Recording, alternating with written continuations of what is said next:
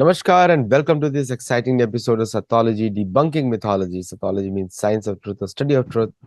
Opposite of that is mythology, which is science or study of fake, lie, or imagination. Today I have a very special guest, the 12th in line princess of Travancore, and she has come on the shows many times.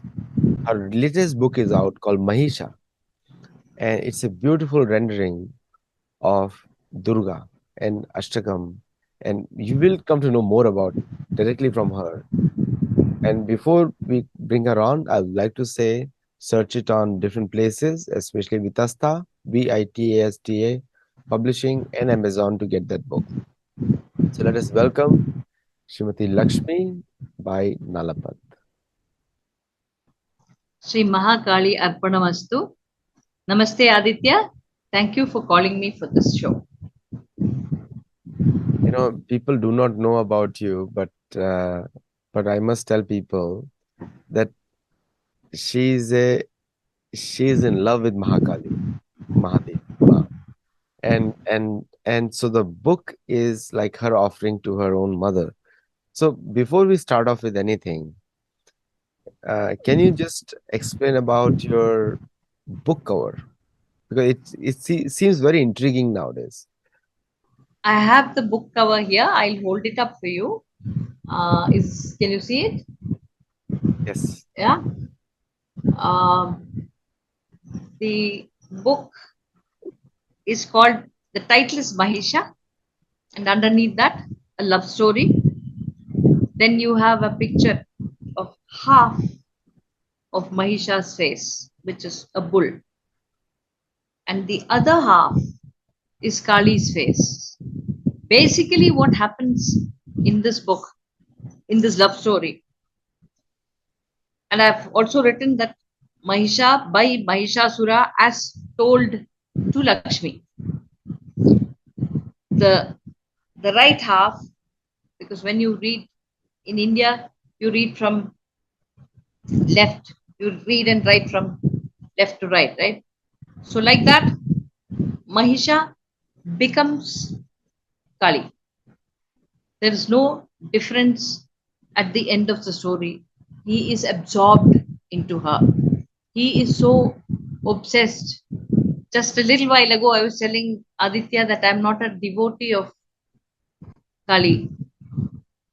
I am a mad woman of Kali because I don't think devotee can hold, the word devotee can hold all the different feelings, thoughts, reactions. I have to all the different facets of Kali. She's also not just one a monochromatic or or a two-dimensional or monochromatic deity. For me, she's like the sea. You just if you go and sit by the seashore, even if you sit by the seashore from let's say 5:30 in the evening to 7 o'clock at night, you find the moods are so different, the colors are so different, the height of the waves are so different, the way the tide comes in is so different, the colors are so different, the birds flying over the surf line are so different, the position of the sun as it sinks into the horizon is so different. I mean, I'm just telling you a small sliver of what happens.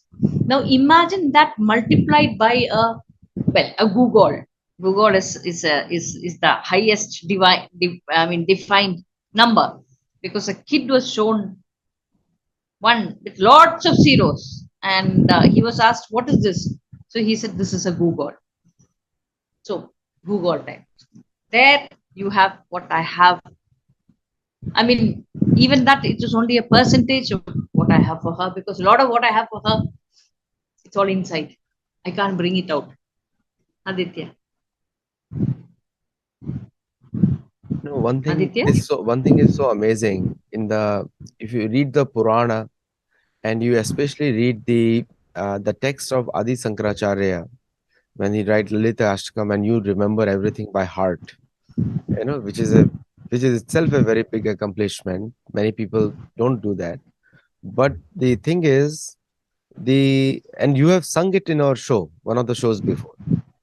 There is That's not singing, that is just chanting rhythmically. See, it is rhythmically. not my, it is not my ability, it is his. Kritis are his creations are so wonderful. It's literally, it is of top quality, and it's so rhythmic also. And the viewers can also see the playlist on the YouTube channel dedicated to Lakshmi Bayi Nalapat. So you can, by that name, you can search on the playlist in YouTube on our channel, and you can see all the videos in one place.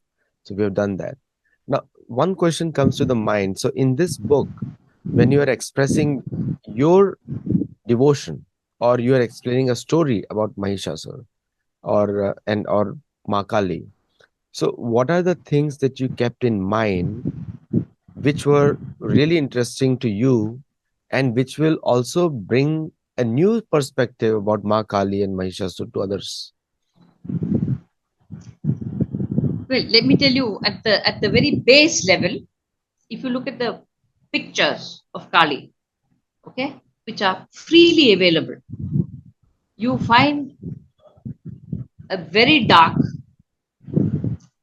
female figure, Mukta Keshini, with her hair unbound.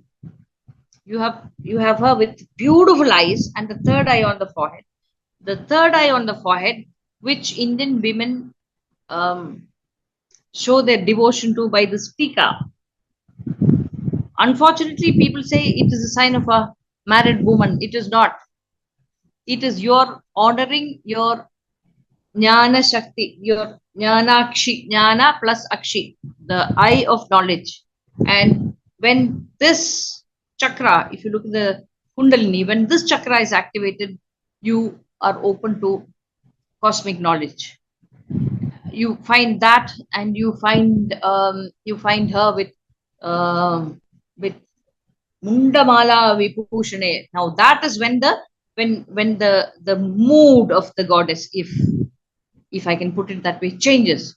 She's not the serene, Veena holding, Pustaka Japapada Haste, that is Pustaka, and Japmala, that is books. She holds a book and she holds a Japmala, she holds the Veena, that is Saraswati, the goddess of knowledge. You have Lakshmi, also beautiful, seated on a lotus, with Abhaya Varadam, blessings and mm, protection and boon giving. And she is the goddess of Aishwaryam, Ashtaishwaryam. There are 8 good things. I'm being very basic. I'm translating because I don't quite know the English word for the English translation of the word Aishwaryam. I've been searching, believe me, but I haven't found a satisfactory one. So simplest translation, baby translation, if you will have it, is goodness. And she is Lakshmi is the giver of good fortune. Uh, Now Kali is seen as she who kills demons, demons within and demons without. Once you get below her neck, you find that she's bare breasted. She's got a girdle of severed hands. She's got a mala. She's got a chain, long chain made out of skulls. On her one ear, she wears an elephant. On the other, she wears a lion. She's got snakes around her. Naga Yajnopavidini. She who's got the snake as the sacred thread. She's got beautiful anklets, and her movement is wild. And she Horata Hasanilya. She, her laugh is enough to scare the whole world. So basically, when you say Kali, what comes to your mind is this fierce, and of course, she's got a long tongue hanging out, and she's got fangs, damstram, and it is quite it's very fearsome. It is supposed to instill fear in you, and for some people, revulsion, because it's too bloody, literally too bloody. That is the image that conventionally comes to mind. I have taken this book is sourced on Devi Puranam, Devi Bhagavatam, and of course Durga Sapsati, known as Devi Mahatmyam. In the south, it's known as Durga Sapsati in the north. Now, one of the most interesting sections of the Devi Bhagavatam is when it is a killing of Mahishasura. But before that, what it's a build up to the killing of Mahishasura. And what happens is Mahisha is born out of a demon father and Shama, who is a very beautiful cow. His parents die. His father is killed by the Devas. His father and uncle are killed by the Devas. His mother joins his father. And he is brought up by the forest, the tree spirits. The tree spirits don't encourage him to fight the Devas. They've seen enough of, conflict and bloodshed and things like that. Mahisha is filled with his father's valor. His father is very, very brave. And his mother's gentleness. He's got a bull face and the shape of a man. Then he goes into the forest and he does a lot of tapasya, he does a lot of penance and gets all the powers. And very predictably, if you look at any demon, he asks for immortality and they refuse. The Brahma refuses him immortality. So he says, I should not be killed by gods, Daitya Danava, Kinnara, Kim Purusha. He gives a huge list of people. I should not be killed by any of them. He omits the word woman in that. So, of course, that is the loophole. He's killed by a woman. But before Kali kills Mahisha, they have a huge dialogue with each other. Mahisha, after getting all these boons, he goes and predictably again he attacks Indra and Indra's kingdom. He takes over the Devlok. And he is invincible. Nobody can fight him. Nobody can kill him because he's, unless it's a woman. And he is lording it over the whole of creation. Then the gods, as usual, run to Mahavishnu and say, please save us. Mahavishnu says, let's go to Kailas, let's talk to Shiva. And they tell Shiva, as if you have to tell Shiva something. Shiva's all knowing, Vishnu's all knowing. That's the beauty of our narrative. They go and tell Shiva. So Shiva, he's got two eyes in his third eye. That's open only when he's very angry. So he opens his, that is the eye with which he burnt Kama, the god of love. When Kama tried to disturb his tapasya for the sake of Parvati, but that's another story. So he opens his eyes and there is this beam of light. That light forms into a female shape. That is the genesis of Kali. Then Kali, and all the gods, because it's only relieved, they give her gift after gift after gift, saying, take this. Himavan, the father of Parvati, gives her the lion, which is her Vahan, which is her mount. And she's got all the weapons, she's got all jewelry, she's beautiful, she's wonderful, she's young, she's unbelievable in her beauty. She's unbelievable in her how should I put it? You look at her and you don't want to take, you can't, not that you don't want to, you can't take your eyes away from her because she's so effulgent, she's so marvelous. And then she sits on this lion and she very slowly, very relaxedly goes to Mahishmati, which is Mahisha's kingdom. She stands outside and she starts singing very sweetly. Mahisha hears the song. In fact, his whole kingdom hears the song. And they're like, he asks his minions, go and find out who's singing. And that's how it starts. And then he sends his Vaskalan, he sends a lot of, first he sends envoys to find out who she is.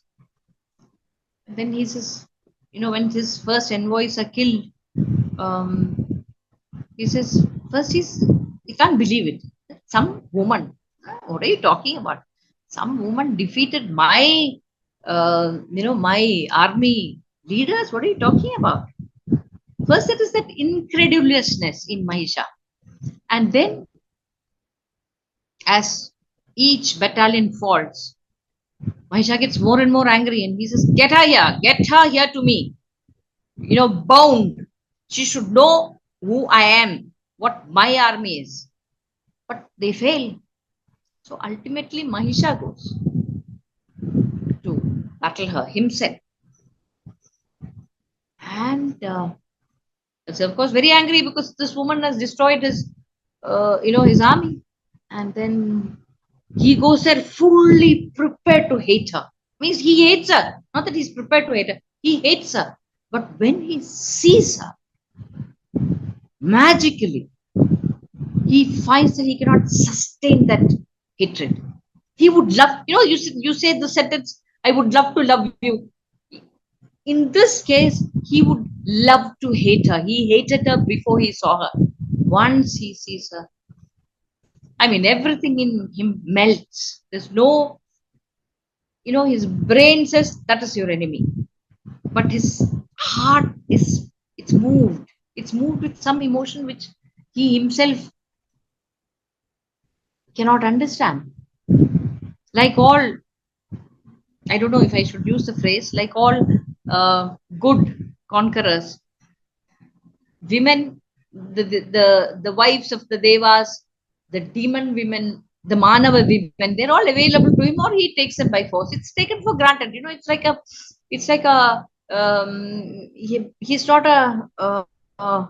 not a prajakshema talparan or prajakshemeka niratan, which means a king who is concerned about the welfare of his people, or a king who's only obsessed about the welfare of his people. He's not like that. But he finds new feelings in him, and then he starts talking to her.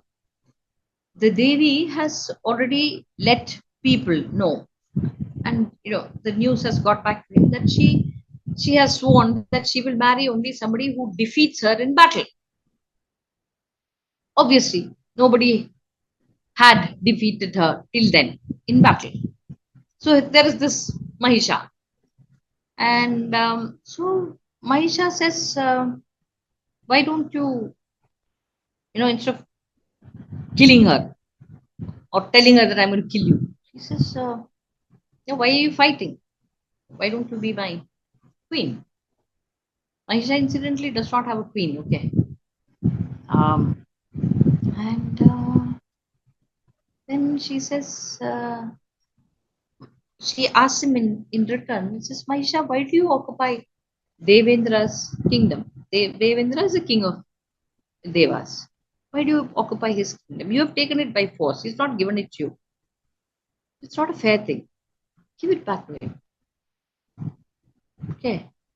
And Mahisha looks at her and says, I fought and got this kingdom. I did not steal it from him. It's true that Devendra did not give it to me. I fought for it. That's how I gained control over it. However, if you tell me to give back Devendra's kingdom, I will give back. Because the only thing I'm interested in is you, nothing else. All this huge kingdom, this victory, all the bhav, the respect, maybe it's fear, maybe people are respectful because of fear, not necessarily because of love or warmth, but still, he says, when I look at you, nothing is worth it. I mean, like, okay, it's all great at its level, but you are greater, and I want you. And then there is this Mahisha Devi, Sammadha, my God, Aditya, it is like, my God, the way Mahisha argues for his love. Okay, the way he presents his love. He is not a, weapon wielding, egoistic, bull like king, very powerful king. he he softens completely. And Devi also, Devi says, go. Like this Devlok is not for you. Go and rule in the nether regions. Be the king in the nether regions. You have earned it. So Mahisha says, yes, I will, provided you're with me. You read, look around you, you see such a lot of human beings, boys and girls, saying, I love you, I cannot live without you. Right? Mahisha is that lover who not only said that, but who actually did that. He keeps on telling the Devi, I want you, I want you. I want nothing else, but I want you. And please understand, his wanting the Devi, because this happens in a lot in sadly, it happens in certain, in certain philosophies which people follow. I don't have anything. Everything for me is gone. Everything in my life is a failure. Therefore, let me go to God. So, God is not your first choice. God is your last option. There is no choice. There's nothing else. Therefore, God. Okay. In Mahisha's case, it is definitely not. There is nothing in his life. Therefore, Kali. He says there is everything in my life. Okay, everything. Whatever I want, it's there. Okay, but what I really want, you put that. If you put that in a balance, all that I have and what I want, which is you, in the balance, you are right there, and what I have seems to be a featherweight. That is how he evaluates Kali. Kali is not also okay, okay, let it be. One more thing, one more trophy to add to his belt. Certainly not. Certainly not. And that is where Mahisha becomes so special. Also, if you look at the list of the demons, which demons is the wrong word, asuras, that she has killed, so many. Dhumra Vilochan, Raktabijasuran. Oh, Raktabijasuran is fantastic, fantastic. Like each one of them is fantastic. Okay, I'm not going into Mahisha's commandants. Then you have Chumba Nishum, but so many people. Okay, but why is it that she is not called Shumbhagini? She who killed Shumbha, or Dhumraloja, Dhumralojana Harini. She's not, but she's not called. She's not attached to any asura, even though she's killed a lot of them. But she's definitely called Mahishasura Mardini. Okay, so even those people who wrote all those, and please, it is Sri Markande Purane Savarnike Manvandare Devi Mahatmya. So it is the Devi Mahatmya is very old. It is in the time of Sarvani Manu that it was written. Okay, it is much older than Adi Shankara even. So in that time itself, Mahishasura Mardini has got it's a title, it's her name. Okay, Mahisha. If you look at the name Mahishasura Mardini, Mahisha, his name is her first name, almost. If you look at it in the Western sense of it, if you look at it in the Western idea, Mahishasura Mardini. Mahishasura is her first name. Mardini is what she does to him. So it's beautiful. It's beautiful. And Mahishasura looks at Kali and he doesn't see all. He's not scared by all these, these so-called gory things. He just wants her because he is able to look through, his inner core, is able to reach her inner core in one shot. That is how both Devi and Mahisha are different from the conventional sense of both of them. Aditya? Aditya? Yeah. No, it's a little bit delay on my side on the when I click on this thing. Uh, Beautifully rendering the essence of the book you have done. The story of Mahishasur and Ma Kali, because it is, if you read the Devi Mahatmya, it is the prayers. I've read it before. Yesterday I read it before I prepared for this show, and like every single aspect of Mahakali, how she pervades everywhere. Because people do not know. Generally, people think that whatever comes to the mind is a prayer. That's an Abrahamic thought. But in our culture, the the glorification of qualities based on which you appreciate somebody else, that is the beauty of Vedic culture. And that's a contrast between Abrahamic culture and Vedic culture. Vedic culture is based on qualities and karma, and Abrahamic culture is based on personality or the charisma. But here the qualities with Mahishasur explains in his prayers to Ma Kali are like it's an essence of the entire Vedic scriptures also. He connects True. he connects Hari, he connects Mahadev, he connects Devata, and then he connects her because and then and it's complete because she will not be satisfied unless you glorify Mahadev. She will not be satisfied.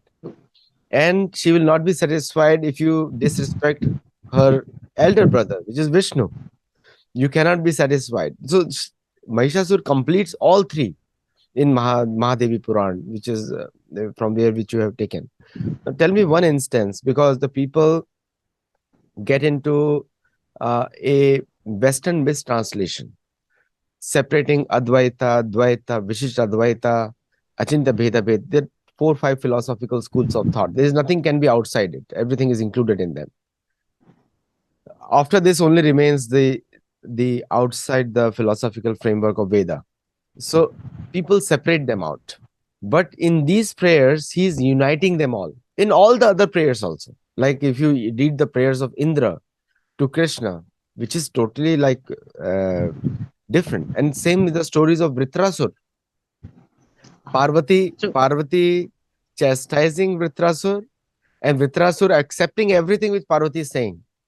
And then Shivji is listening because Shivji Vritrasur is a great devotee of Mahadev also. So he is listening, and Mahadev corrects Parvati in that episode that this is Vritrasur, and then she gives him a boon that after he is killed by Indra, he is going to go back to Vaikuntha. So she opens the doors for him. So it was not just a shrap, but a boon also, because shrap is a boon sometimes when given by great personalities. The English translation of curse is totally different. Curse is an abuse. So in Sanskrit, the shrap is a boon indirectly. Like Durvasa Muni's shrap is a boon to many people. Correct. Parshuram's shrap is a boon. It becomes a boon for people. So they. So tell me one thing: what different aspects of the prayers of Mahishasur to Ma Kali did he touch upon? We must have covered Did it. Did Mahishasur touch upon all the different aspects of the prayers which he did to Ma Kali? see, if you take it at if at any text of Sanatana Dharma, if you look at it, that's a very simple translation, ABC translation. Okay. You also have um, deeper meanings and deeper meanings. When you read it, you read it and you enjoy it like I enjoy reading almost anything, okay? Because it is one person's thought which becomes a book. So I like it. Even if I don't agree with it, I like the activity of reading. It's very basic. Now, if you look at Mahishasura, you have to take a What is Mahishasura? And what does he want? I'm I'm trying to translate it in a way which will not take away the meaning, but which will be simple enough to understand. You talked about Dvaita and Advaita, right?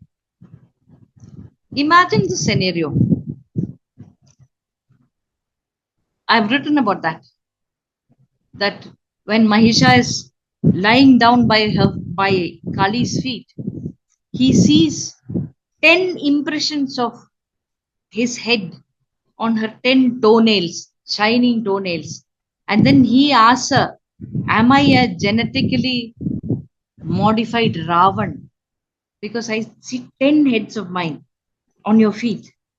Okay, so his Mahisha's prayers or thoughts, because they can't exactly be called prayers, because Mahisha's existence, okay, which is probably the most complete word I can think of.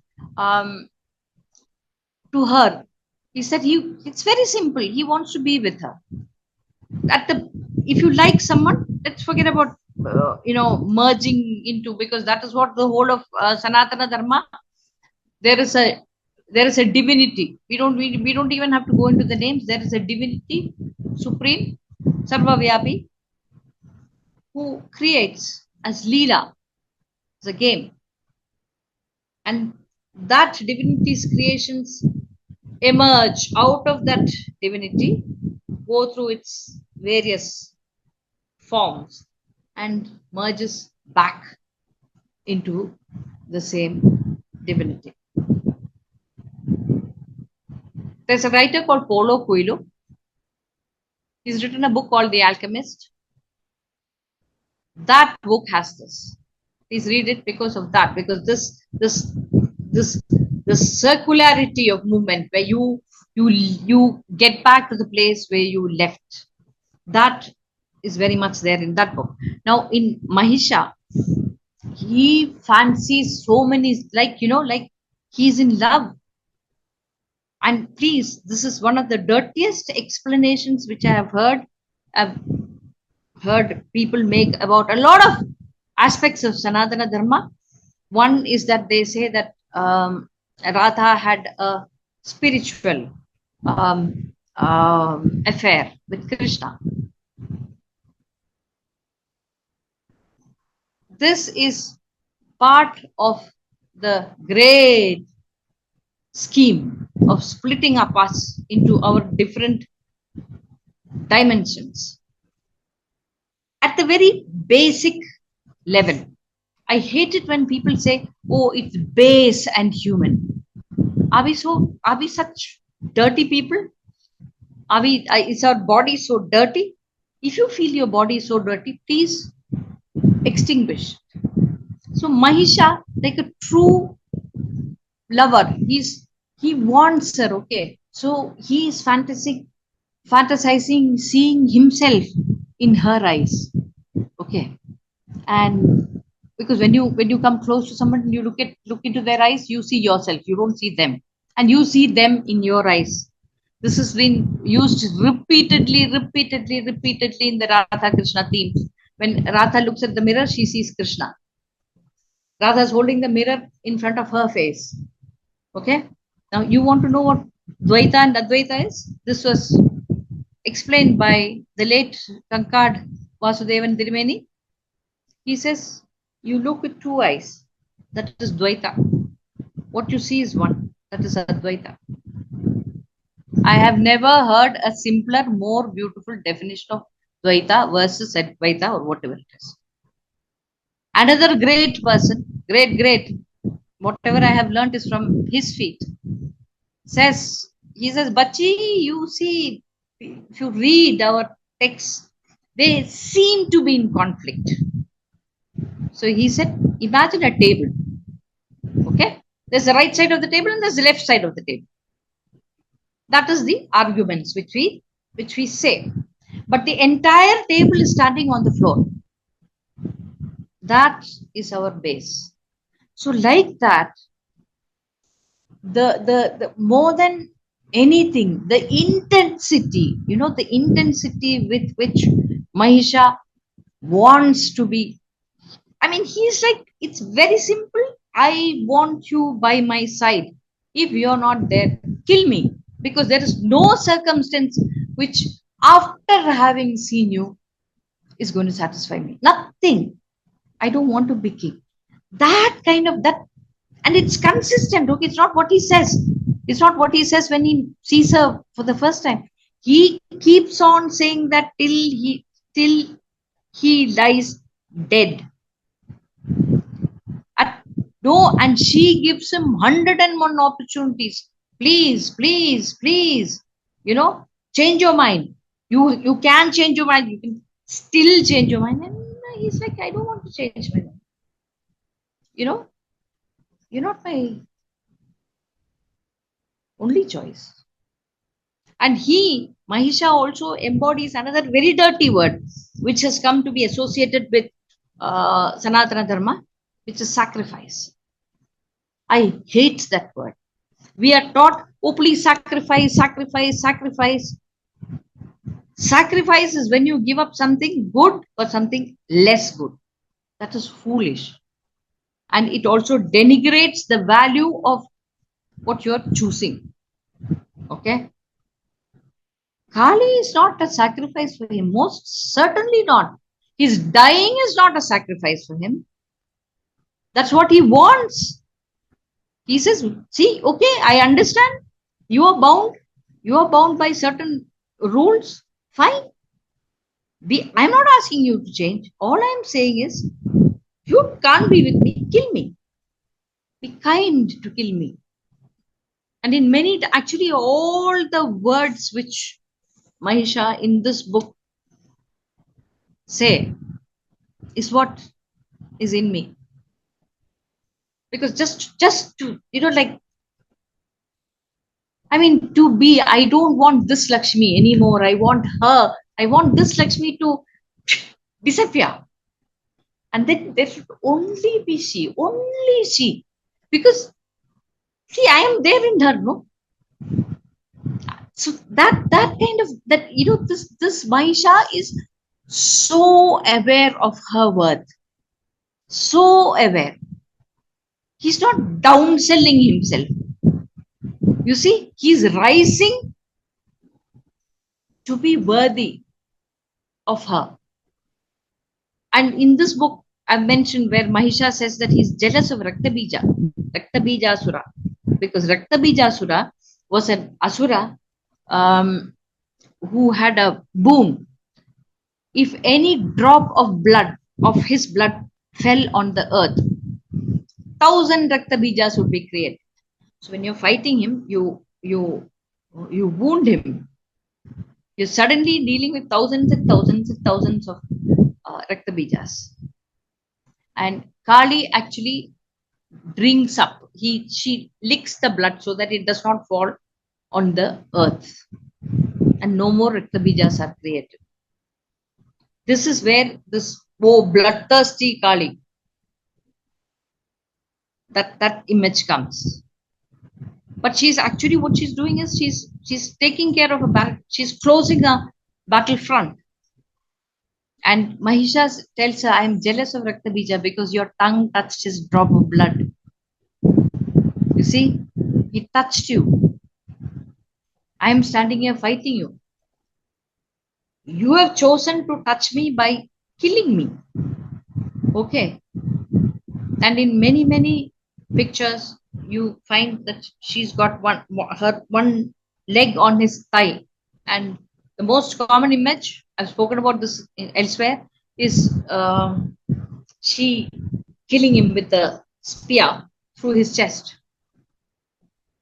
Okay. And he tells her, be careful when when you pierce me through my chest, because in my heart it's you. You're going to wound yourself. This is like in Ramayana or Uttara Ramacharita, when Lava and Kusha are fighting Hanuman. So they send their arrows and it wounds Hanuman. It hits Hanuman, and the person who's hurt is Ram. Rama is like, I'm being, there are no wounds on his body.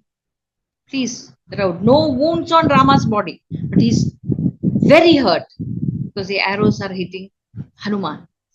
And after the battle, uh, he asks Hanuman, "What is this?"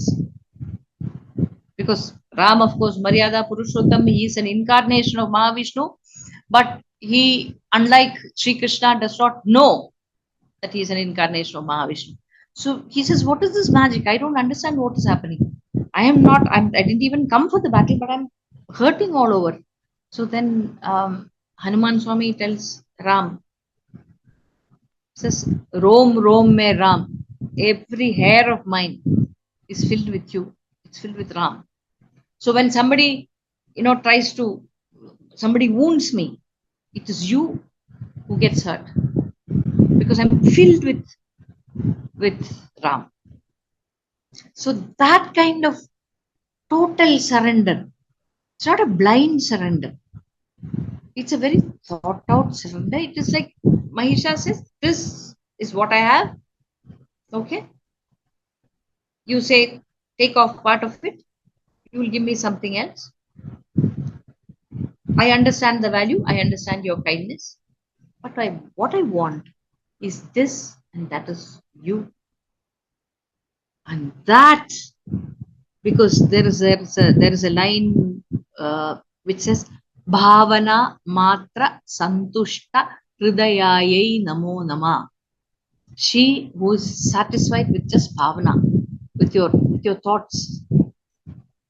And she certainly knows that Mahisha is in love with her. There's no doubt about it. That part of Mahisha is what appealed to me, because it's like, wow. I mean, what kind of I'm jealous of Mahisha somewhere. I'm jealous of the scope of his love. I'm jealous of his need for her. Beyond everything. That is something which that is what that probably is what made me start writing this book. Is that, kya baat hai? I mean, like, wow, what a what a what a lover, what a what a what an entity. And he goes into her. He is dissolved in her. Where else can he go? Where else with such intense devotion? It's devotion of every kind. Okay, it's a Navarasa Bhakti. Every Navarasa Bhakti is there. Every, whether it is because he's forever talking about her. You see, it's all there in Mahisha's request to her. Aditya. Thank you so much. Like, for what a beautiful and reviewers must read the book, get the full feeling of that book, and also you can also see this video to get a little bit glimpse on what is in the book. Is there something which I missed out, which you would like to highlight about your book? Mm, some people ask me, how can you reduce?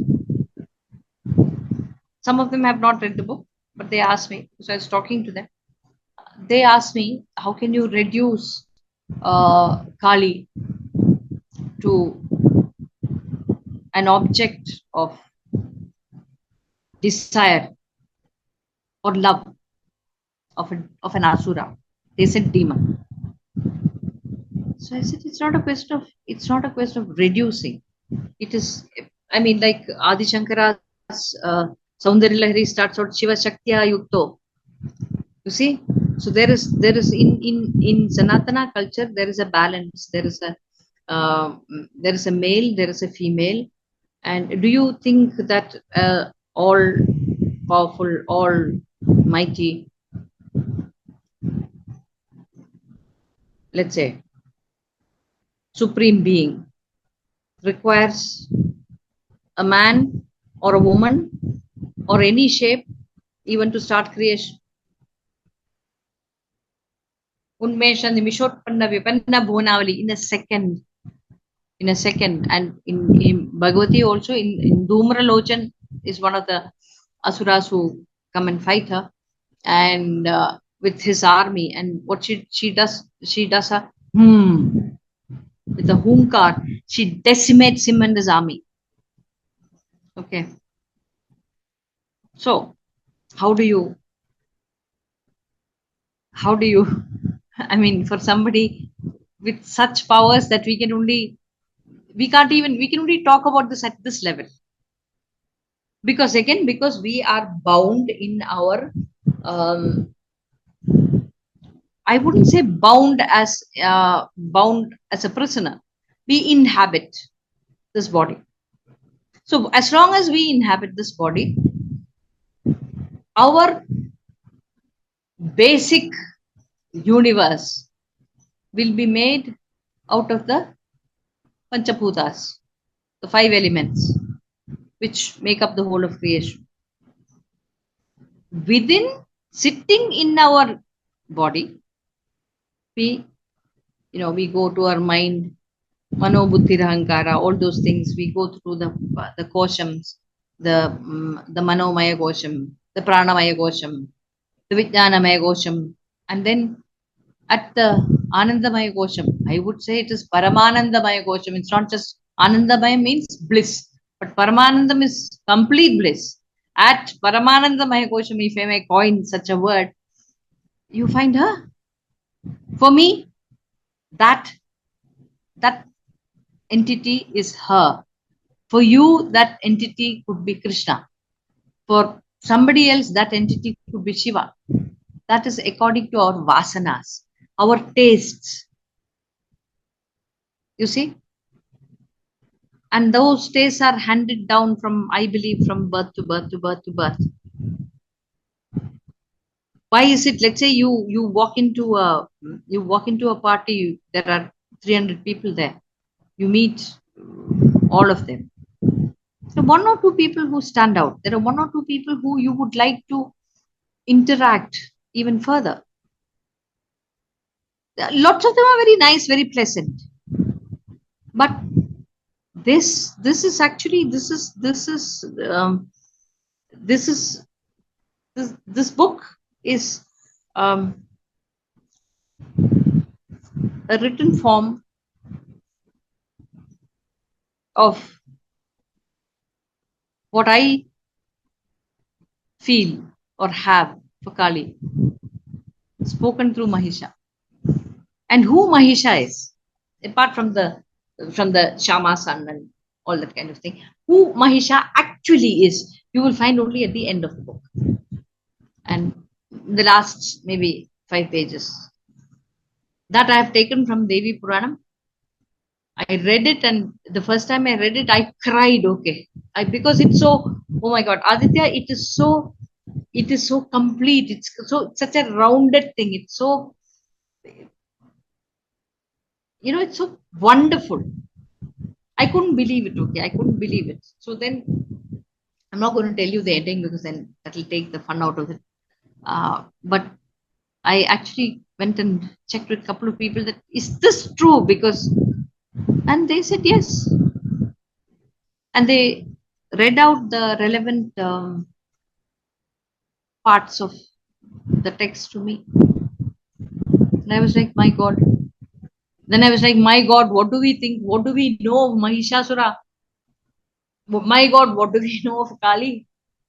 We know some shlokas, we know some, we've heard some, okay, Navratri, but what are they actually?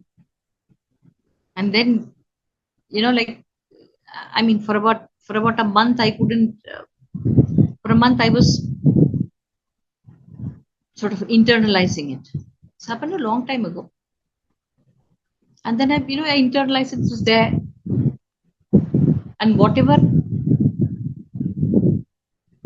this book is actually like my shouting out my love for her.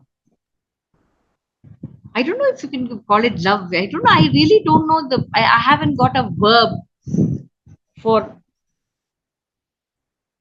the closest word I can think of is obsession. I'm obsessed about her.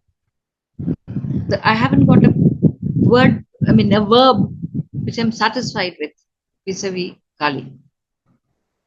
And maybe when I find that verb, or she's kind enough to show me that verb, I will just go into her, melt into her. See, she's black, right? And in physics, black is a color which absorbs everything. It does not say, okay, this stay out this color. And if you also look at how my God, look at how scientific our forefathers were. Shiva is depicted as white. Okay, white reflects everything in physics, and Shiva as Purusha is does not engage. It is Shakti as Prakriti who engages, and it is when Shakti is with Shiva that you know creation happens and there is movement. Otherwise, she was pure consciousness, pure white, Gauranga Varna, ash color. See, so you have Shiva and Shakti as the two balancing sides of creation, and they are white and black. Again, so-called opposing colors of the spectrum. I would always call them complementary colors of the color spectrum. Aditya. Yeah, thank you so much, and thank you so much, Lakshmi Nalapat ji, and for all the viewers for watching this show. Do comment, and the book link will be in the show, so you can get the book from there. And also let us know your feedback. And please share, subscribe, and forward it to as many people as possible. Namaste. Thank you. Thank you so much, Aditya, for having me on. Shri Namaste. Mahakali Arpana.